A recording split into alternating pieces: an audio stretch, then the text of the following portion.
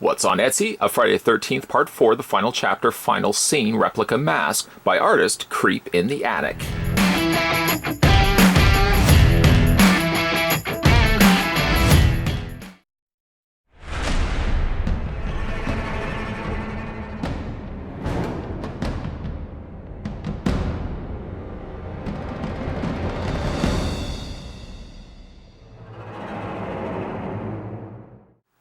Along with an Etsy store link to Creep in the Attic down below, I'll also put the links down below to his Facebook if you want to check him out there, and also his email if you want to reach out to him directly.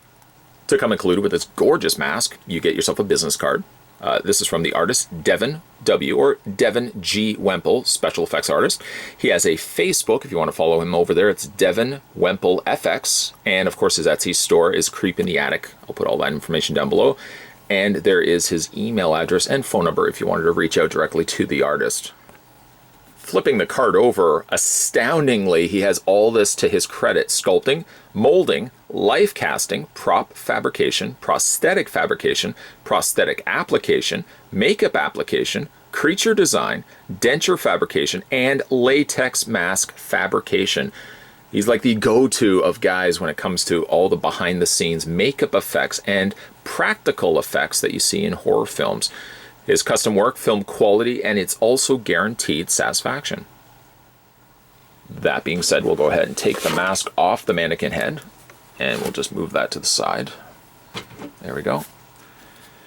Now, I was really interested in getting one of these masks. Of the hockey masks variety, he definitely puts a lot of time and effort into his pieces, and it definitely shows here. This is the Friday the 13th Part 4, the final chapter, Jason Voorhees prop replica mask. You can see it still has the gash wound in the top and the residual of the blood around the actual wound there. Very highly detailed replica mask here. We flip it around to the back. You can kind of see how he's molded and made this. There's his signature on the back, and the mask itself has an elasticized elastic strapping to it. Being that this is the Friday the 13th Part 4 final chapter mask, you'll see some notable things about that particular mask versus the predecessor, the Part 3 mask. One thing for certain is the wear-away areas of the chevrons. Now you only get the slight hinting that the chevron was there. Same actually can be said on this side right here as well. I like that he's put just the faintest still red outlining as if it was still there, and it, like I said, it just has come off. The chevron up at the top is also movie accurate. It's half or 3/4, I should say, of the triangular chevron has chipped its way off, remaining only just the one side here. One thing is still present, though, is the big gash in the hockey mask and the residual of the blood that has remained around it. Blood has trickled its way down, of course, where Jason's eye would be, and then continuing its way down from there. Even the side of the mask has little printings here of where the blood has carried its way over here.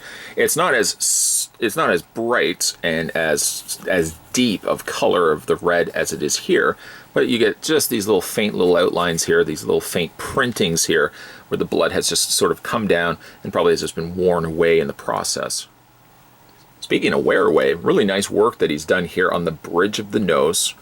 The top of the hockey mask, even like areas around the breathing holes, have the indication, like it's not the real progression of wear away, but like the look as if the mask had just, it started to fade, paint has started coming off the mask, for example. So he's got that right here, and he's also got it around the little snap portions down below. One of the smallest little details that he's also caught too is the blood out of the mouth portion of the breathing holes. Just a little trail of blood happening there on the one side, and a little bit of blood here as well. The mask is heavily scratched. Even down here you've got where the white undercoat of the mask remains, but a lot of scratches, like a lot of little dents and cuts into the mask itself. You got some nice scratches up at the top there. Just progressive scratched and wear away areas that the mask would get over the course of the movie. Might I also say too, like, this is one of the thicker masks that I've reviewed on this channel. There's definitely a much thicker density to the mask, and the mask feels a little bit more, well, thicker. It's hard to kind of describe it unless you're physically having it in hand. It's definitely one of the more heavier masks that I've looked at. And if you, not that you want to be bending the mask, but this definitely has a lot more resistance to it because the mask is a lot thicker. Devin's got some crazy stuff happening over at his Etsy store, CreepintheAttic. Not only does he produce Jason masks, but he also produces the hooded cowl in which you can put the mask over in front of it.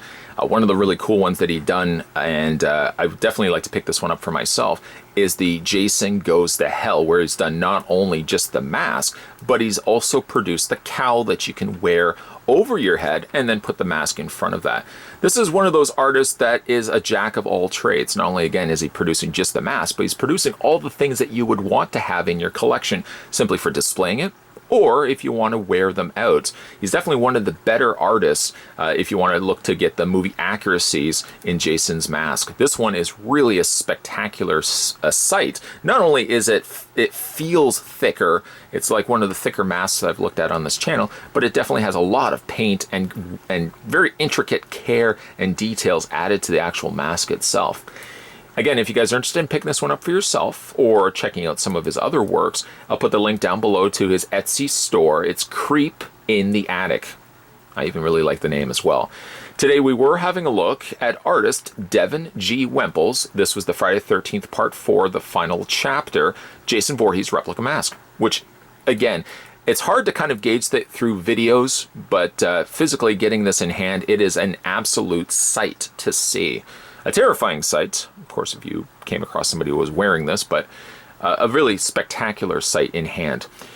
If you guys haven't a chance to hit that little subscribe button down below, what are you waiting for? We're going to have a look at some more videos, more replicas coming your way in upcoming videos, so certainly stay tuned for that. And as always, guys, thanks for watching. I'll see you next time.